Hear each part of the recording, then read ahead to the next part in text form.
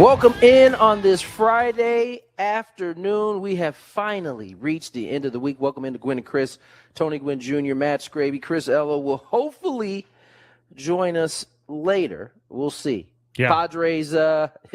Padres playing a night game.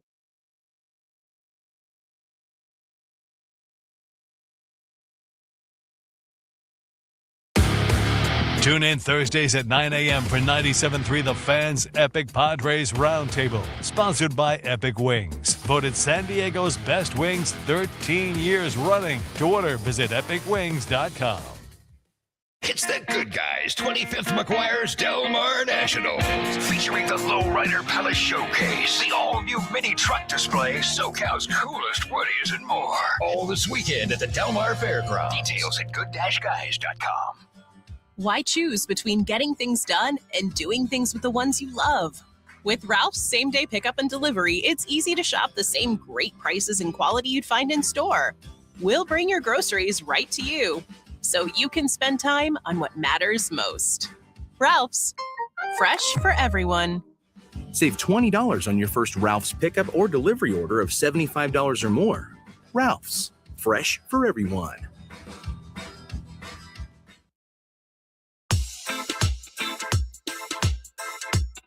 Welcome into a Tuesday afternoon on Gwynn and Chris, Tony Gwynn Jr., Chris Ello, Matt Scraby in, and today is the day. Paul Skenes will finally face off against the San Diego Padres. Let me welcome my guys in. Scraby, Chris, how are you? First, I also need to give a congratulations to the Michigan Wolverines. They completed the NCAA championship. They did kind of dominate. I mean, UConn did the best thing. Do you know what it felt like? It felt a little bit like when State played UConn. You know what I'm saying? Like they kept us at arm's length just to make us think we had a chance. But yeah, similar. That's kind of what it felt like watching that game. We'll get to that. We'll get to that in a little bit. But get your thoughts, guys. Finally, first of all, another great performance from the Padres offense yesterday. Fantastic job by Marquez. Bouncing back, and the reward is Paul Skenes in game 2. Yeah, a couple of things are, I think you can count on. Death, taxes, and the Padres beating the Pirates. I think that's 12 out of 13. And knock on wood. Yeah, right. And 7 straight at PNC Park. And Tony's even doing it. Yeah, right. And you can also count on German Marquez beating the Pirates. He came in with a 1.89 ERA, the best of any pitcher in baseball against the Pirates, and he improved on that. So, yeah, Padres took advantage of all of those things that were kind of in their favor last night. I thought just a real quick key to the game last night, in my mind, Tony, was what happened with 2 outs. The Padres got some knocks. Castellanos drove in a run with 2 outs. Cronenworth drove in 1, and I believe Laureano's double came with 2 outs. And the Pirates had a lot of chances with 2 outs, but every single time they had something going, Marquez made a pitch. I thought the best pitch he made all night was the fastball at the knees that locked up Ryan O'Hearn with 2 guys on there in the 3rd inning. And, he just came up with some big pitches when he had to. It wasn't like he, blew them away. 5 innings, 7 base runners, but he stranded them all. And, the guys in the bullpen did a good job, got some double plays there. And, it's a nice recipe for a victory last night. And, but, having said all that, Tony, Scraby and I are both really disappointed. We really are. We did everything we could to get an all-night flight to Pittsburgh. We had it all lined up. Scraby and I were going to kidnap Paul Skenes this morning and make sure that he could never pitch against the Padres, but we failed. I think Livy Dunn foiled our attempt, and so I think TSA foiled our attempt. It took us too long to get through. They wouldn't let us through, but yeah. So I guess I'm assuming Paul Skenes a little page out of Celtic Pride. Celtic Pirate Pride. Yes, we were going to kidnap Paul Skenes so that he never got to pitch against the Padres. That would be a comedy. Me and Chris trying to kidnap Paul Skenes. That would be kind of comical. But that would be a good flick to watch. Yeah, it wouldn't even be a documentary. It would just just go right to the Comedy Hall of Fame. But, I assume he made it safely to the ballpark, Tony. So, tonight we finally got to, look, we got to see him, but he's got to see us. And, I hope Jackson Merrill is locked in a little bit tonight. It's our first chance to see the Rookie of the Year combatants finally go head-to-head. So yeah, we've been deprived of that over the first couple of seasons. No longer is that the case.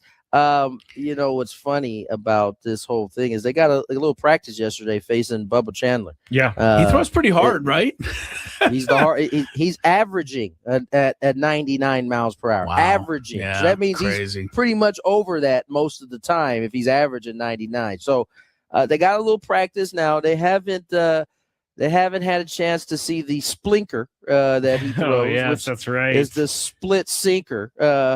So only two guys have seen it. With all due respect, a split ball and a sinker do the same thing. But So they extra sink. So this is an extra splink with this one? It is an extra. I'm glad you said that, Chris, because as I heard splinker today, I was you got worried.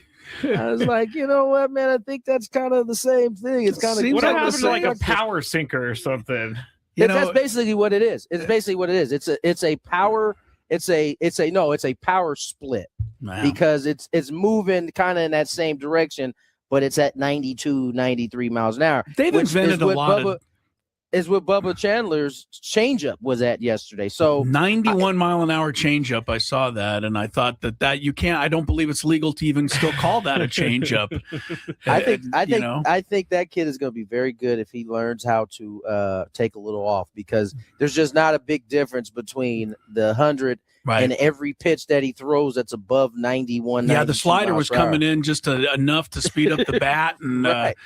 Some guys got to put some good swings on those. I was really impressed, with the Padres, like I said, because it was 2 outs, runners in scoring position. I mean, a combination of things we don't usually do. A, runners in scoring position, and B, 2 outs, and we did them both last night. So if you look at our, I would bet that if you looked at most of our runs this season, they've come with 2 outs. I mean, I know the Red Sox. At the Red Sox series, there were a few of those runs came in with 2 outs. Yeah. I think the times we scored at home outside of the big day, I think that was with 2 outs as well. So, listen, I've said all along, I like this offense. I think it's got a chance to be pretty good. I think it's going to be a lot better than last year's offense. The last 4 games, I think they've not even. Let me backtrack that a little bit. The last, I'd say, 2.5 games, they've started to kind of show the type of offense, and it hasn't been like a crazy 6-run inning. It's just been kind of like 2 here, couple more here. We add on down the line, and I thought yesterday was one of their better performances as a unit. I think sorry, Scrape's got his finger up, but his name's not on the show, so he can't say something. Jeez, I was trying to be nice about it. My goodness. You get your name on the show, you can just you can just start talking. You don't even need to put your finger up if your name's on the show. Yeah, I'm here more than both of you, so no, it's probably why you ditched us the other day to go do your own show. Yeah, now you think you're big time now that you've got your own thing going on. Of course. But anything to get away from you two. Yeah, we're happy to have you do just it, Chris. We're happy. All. We're very content to have you gone. You got under his skin with that one a little bit. I was being nice. It wasn't even like I was I was like talking over him. I was actually trying to be nice. I can't miss an opportunity, even if it's under those circumstances. He couldn't resist himself. I just was going to say before I interrupted Scraby that, the one thing I do like, Tony, is that they're scoring runs without really the home run ball too. And I think the home run ball is going to come. They've only hit 5 home runs. I mean, that ties them for the league lead with Drake Baldwin and Shea Langoliers, and I think DeLauder has 5. So, to win 5 games without really going deep in a day and age when you score a lot of runs with the home run ball, that's probably a good sign. At least I hope it is. Yeah. I don't get as caught up as the home run as you do, but it's certainly nice to see these guys stringing together hits. Because if you're not going to hit home runs, that's how you're going to have to score. Do. Yeah. You're going to string together some hits. So if the rotation flips over to the top again, we get Pivetta, and it starts the third go round in this rotation here. And so through the first rotation. I think we've had a good one and a bad one from Pivetta. We've had, I'd say, two pretty good ones from Michael King. Who went third? Oh, Vasquez been phenomenal. 2 for 2. You've had two clunkers for Walker in his 2 starts, and then you've had a really bad one and then a really good one for Marquez. And you start thinking about the back end of the rotation. If you just remove the names off of the back of it, right? That's kind of what you're going to get. It's a coin flip a lot of times in the back end of your rotation. You're going to get a good one. You're going to get a bad one. And Walker's had 2 bad ones. I'd say one really bad one semi-bad, but ultimately you like to see, him get one on this next go around for sure.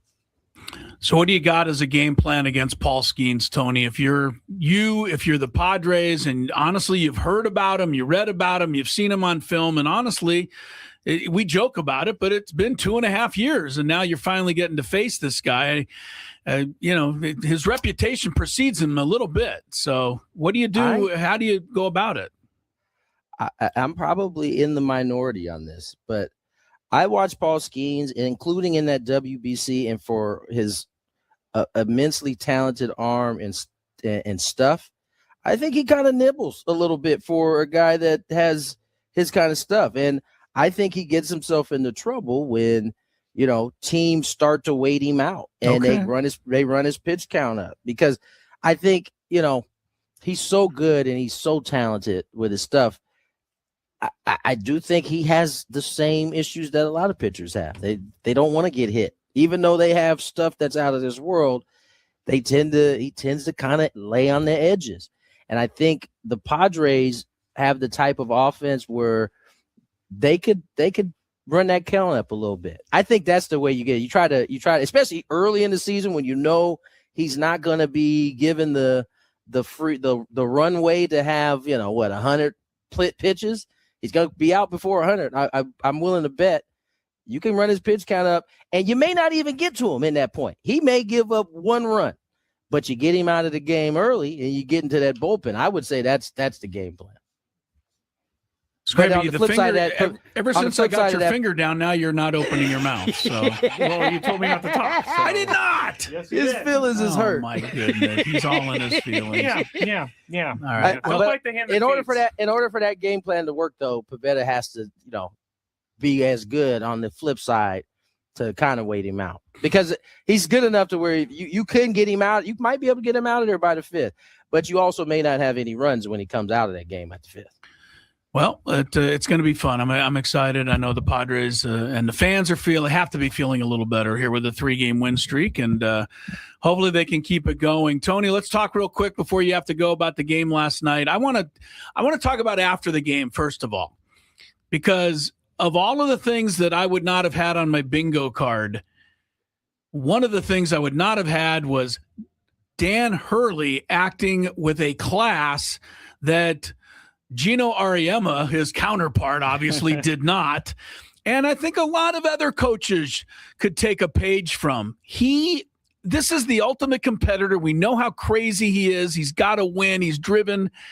But when he got beat, he recognized it and he admitted it. And he said, you know what? They just are better than we are. And I give all the credit to them. I think people were waiting for him to, have a bunch of excuses. Michigan shot 28 free throws. Dan Hurley said, we fouled too much. And he said, if I had, another game with those 3 referees the rest of my career, I would take it. More coaches should learn from this. You demean yourself and you demean everything about the other team's performance when all you do is complain. Dan Hurley put the spotlight on the team where the spotlight deserved to be, and that was Michigan. And he talked about how great they were. I commend him for that, and I didn't think I'd be commending him at the end of this season. Yeah, I mean, listen, I think for as much as I think sometimes we all get caught up in the antics of different people. Dan Hurley's one of them. I mean, it's not our fault. We didn't just come to that conclusion. He gave us plenty of highlights to kind of get there. But I've always felt like, he comes from the Hurley family. I just find it hard to believe that someone that had a coach's son wouldn't handle it any other way. I know during the regular season he can be a little bit of a Looney Tune, but I fully expected him to act like that. And maybe, he kind of saw where he needed to go after watching his counterpart, Gino, on the other side. But I honestly don't know if he could have said anything different. Michigan was that good. They just were. It was like UConn was doing their best tough guy act. They were making it difficult. And every time they got close, Michigan just kind of, it's like stiff arming your little brother on back out there. Like, and he's swinging while you're stiff arming him. That's how it felt. That's why I said it reminded me of the Aztec game a little bit. 2 for 15, Michigan shoots threes, and it didn't even matter. It just didn't matter. I don't think that was one of the things Hurley said at the end of the game was that we had to make more shots. And we couldn't. I mean, Michigan, I don't think made a jump shot the entire first half. They had 22 points in the paint, and they had 11 free throws. So they didn't make a single jump shot, and yet UConn couldn't stay with them. I mean, if Michigan was making the jumpers, they would have won by 25. The thing that stood out to me very early in the game, one of the guards, they got to the basket really nicely, and I don't know if it was another guard gone. He was a big dude. He was like a forward. He slapped that ball off it was like one of the first plays of the game. He got it at the top of the key, beat him, and it was almost like my man let him go around, and he rose up and slapped it out of bounds. And I just thought to myself, first of all, I haven't seen that done to a UConn player in like the last 3 years, but it looked so easy. It was like, oh, this might be a little bit of me and Chris might be off on this one a little bit. Well, UConn beat the spread, so we didn't look too bad, Tony. They were able to backdoor and beat the spread. But yeah, Michigan was a worthy champion for sure. They were. We'll see what happens going forward. By the way, I did listen to the Fab Five the other day when they did the special broadcast. Yeah. I did listen to it a little bit, and it was fun to hear those guys kind of banter with one another. Did they enjoy this kind of run, or did they feel like, we never did all the way? No, they enjoy it. They were interrupting the broadcast to celebrate dunks every time it happened in that game. So I know they were enjoying themselves. Well, one last thing that Michigan's victory brought to light for all of us is that it was their first championship since some guy named Steve Fisher carried them in '89. And I've seen a lot of people reminded, around the country, that Steve Fisher ought to be in that damn Hall of Fame. And I know they keep announcing these classes and they keep leaving him out. And, this was another little one where people were like, hey, don't you remember what this guy did? And, for what he did here at San Diego State, he ought to be in there just for that. But the Fab Five certainly brought that up that night, too. They brought it up like once again, that he should be in the Hall of Fame. Yeah. Well, hopefully Coach will get there before too long. And hopefully tonight will be the Padres' first trip over the 500 mark. Scraby, you all right, buddy? Yeah, I don't know if he's ever going to get out of his feelings. I was just looking at. You seem a little bit rattled today. No, I'm not rattled. I just was looking at Artemis 2 pictures. I feel like they're very fun to look at. The Artemis 2. We have a show though. But I'm not a part of it. Oh my God! I'm actually not part of it. Oh my God! All I wanted to say was that all I wanted to do was make fun of Brian Reynolds for that awful play in left field yesterday. Dog. I mean, I try not to make fun of outfielders because it's happened to all of us. You look like a rookie. You pulled up the Philly film on me, so listen. I get it, but man. He just kind of fell like on his own. Like there was no one there. I want to stick up for all you outfielders, Tony, because you were one and you know how damn hard it is out there. But is it time for baseball to start ruling some of those plays errors instead of a double? I know he didn't touch the ball, but that's a catchable ball, and it goes as a double. Taking nothing away from Jackson Merrill. He hit it hard, but I do feel for the pitcher who felt like he had an out. And then they don't even call an error on that. No one the pitcher's got every advantage. They do. They don't have any advantages. What are you talking about? The game itself is an advantage for the pitcher. He gets to dictate all the action. He has the ball. We're reacting to what he's doing. I mean, just look at the numbers. It's a 30. You get hits 30% of the time. You're like really good at this sport. They have all of the advantages. But when you have Brian Reynolds' eyes of, oh crap, this is not going to go well, that's an error to me. Yeah, I get it though. I get it. Well, I get it. they don't call it an error, and they never have. So it's probably a little late to change it at this point. Let's put it this way. It's kind of a comical thing when you think about it. If you're a good enough outfielder to get your glove on the ball, they might give you an error. But if you're so bad that you miss it by 10 feet, you're in the clear. They're not going to call anything against you. That is very true. And anyway, good win. Nice to be at 500 tonight, Tony. Counting on you to get us over. So, well, don't count on me because we will not get over if you count on me. Let's get to break. More Gwynn and Chris on the other side. For the most in-depth Padres conversation.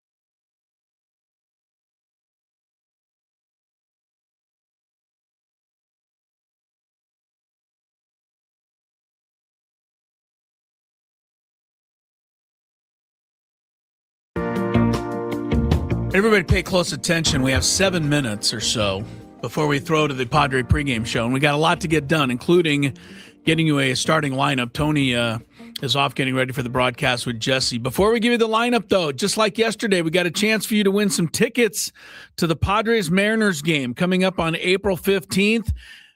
And at that game, you can layer up for cool coastal nights with the Padres puffer vest. I saw Mudcat modeling he loves that thing. He loves the puffer vest. It's presented by State Farm, and it's going to be limited to the first 40,000 in attendance on the April 15th game, which is a week from tomorrow. You'll get a couple of tickets to the game, and if you get there early enough, first 40,000, you're going to get the puffer vest as well. This versatile game day piece is one you will wear beyond the ballpark. That's true. A lot of people wear those things. All right, so we got a trivia question just as we did yesterday. First person with the correct answer, 833-288-0973. Call in. Scraby will man the phones, and you'll have a chance to win the tickets. Now, yesterday we asked who the World Series MVP was the last time the Pittsburgh Pirates won the World Series. The answer was Willie Stargell. And the Pirates won before Scraby was born in 1979. Yep. Well, let's go to the other side. They started giving out the World Series MVP award in 1955. Johnny Padres was the first ever Johnny winner. Padres? Yeah, his last name was Padres, believe it or not. And it wasn't spelled quite the same. He was a left-handed pitcher for the Brooklyn Dodgers. But Johnny Padres would eventually go on early in the history of the San Diego Padres. Johnny Padres would be one of their pitching coaches. That's awesome. Early on back in the day. That's awesome. So he got the first ever MVP in 1955. The first World Series the Pirates won with an MVP awarded was in 1960. It was a famous World Series. Bill Mazeroski hit a walk-off game-winning home run in the 7th game of the World Series, the only time it's ever happened in baseball history. But Bill Mazeroski was not the MVP of that series, believe it or not, despite walking it off in Game 7. Who was the MVP of that World Series when Mazeroski won it for the Pirates in 1960? First person with the correct answer, 833-288-0973. We'll go see Padre baseball next Wednesday. If you're watching the game tonight, here's the lineup that you will see. I like when Scraby gives the lineup. He does it so well. Oh, thank you. Batting first, or leading off for the San Diego Padres, Ramon Laureano playing left field. Ramon. Fernando Tatis Jr. playing right field, batting second. Jackson Merrill batting third, playing center field. Manny Machado cleaning up at third base. Xander Bogaerts, fifth. Shortstop, Gavin Sheets, sixth. First base. Andujar, seventh. DH. Miguel Andujar. Yes. In case you forgot his first Freddie name. Fermin, eighth. Catcher. Yeah. And Jacob Cronenworth, second base. Jacob. Same lineup as last night, except Andujar gets the start instead of Castellanos. By the way, my hat's off to you, Nick. Back-to-back games with key RBI hits for Nick Castellanos. I hope that keeps up. Look, I may say I don't think he's going to do well. It doesn't mean I'm going to root against the guy. I'm not going to root for him to make an out. That is true. I'm happy that he's contributing to the Padres' success right now. And each of the last 2 games, we said it earlier with Tony, Padres had 3 run-scoring hits with 2 outs last night. That's a big deal. That's what wins ball games. And it's what won them, I think won them the ball game last night. It was also nice to see somebody else go 1 for 10 with runners in scoring position like the Pirates did. And the only hit the Pirates got with runners in scoring position, O'Hearn got hung up around third base. He stopped, tried to go back to third, and then he saw that the runner behind him, Gonzalez, was coming right up to third base. So O'Hearn couldn't go back. He had to take off for home. Fernando Tatis Jr. got the easiest outfield assist he'll ever get. So, hey, it's nice to see somebody else, struggle with runners in scoring position and not run the bases well. Padres took full advantage in that 5-0 win last night. All right, a couple of quick notes. We talked about the national championship game. What we didn't tell you yet, if you're an Aztec basketball fan, you're going to have a whole new team next year. Magoon Guath has gone into the transfer portal. Miles Heide is going into the transfer portal. Farrell Compton is going into the transfer portal. BJ Davis is likely to be going into the transfer portal. Miles Bird's already told everybody he's going into the transfer portal. The Aztecs basically right now have a 3-man squad. Did you say Guathman? Yeah, I said Guath, Okay. of course. He was the first one I said. Right now, Brian Dutcher can't even field a team. He's got Latrell Davis, who was the redshirt from San Jose State. He sat out last season. He's still with the squad. LZ Harrington for now is still an Aztec. That would be actually a nice thing if we can keep him. That's huge. And Tay Simmons. But Taj DeGorville is kind of in between. Anyway, hopefully we'll get Ziegler on later this week. But the NIL is striking the Aztecs basketball team and is striking it hard. And I hate that, but this is the world in which we live in. The good news for San Diego State, the more they lose, the more they can go get. Yep. And they will, I'm sure, get their share. All right, so that's that news. Baseball, big injury news for Cubs fans. Cade Horton, who almost won the Rookie of the Year last year, will not be winning Sophomore of the Year this year. Horton is out for the season with surgery to repair a UCL ligament in his right elbow. That is a big blow. Horton was 11-4 last year with a great 2.67 ERA for the Cubs. He's gone for the year. There's some other guys going to the injured list. I don't have time to hit them all for you. But our guy Alejandro Kirk is missing 6 weeks, and the Astros will be broke without his thumb. Yeah, the Astros will be without Hunter Brown for a few weeks, and it just goes on and on. I mean, guys getting hurt every day. It seems like Diamondbacks, Carlos Santana, extended time. He's on the injured list, right? Adductor strain. Almost seems like they keep coming up with new I believe injuries. that's just a fancy way of saying oblique. Either that or you're just old. He's 39, and when you're 39, stuff hurts. So I sneezed the other day and I had a right did your adductor strain. start to act up on you a little bit? One other quick note. I thought this was fun. Keep an eye on Kevin Gausman of the Blue Jays tonight. He's pitching against the Dodgers in a World Series rematch. Gausman is trying to become only the 4th pitcher in baseball history to have 3 consecutive starts of 10 or more strikeouts with no walks. Wow. He's done it in each of his first 2 starts this year. He's the first pitcher since before 1900 to do that. Wow. So I good like luck that to stuff. Gausman, because I'm saying good luck because he's pitching against the Dodgers tonight. It'd be nice to get some help. We got our winner. His name is Joe. Thank you, Joe, for listening. I'm going to pick. I have a 3-hit streak. Chris has a 2-hit Who are streak. you picking tonight for I'm get a going to hit? go with Ryan O'Hearn. You're taking my guy from last night. Yeah. I'm taking Jackson Merrill head-to-head. He's got to beat Paul Skenes. There you This is the go. night. I like it. All right, we'll be back tomorrow after the game. Enjoy, everybody.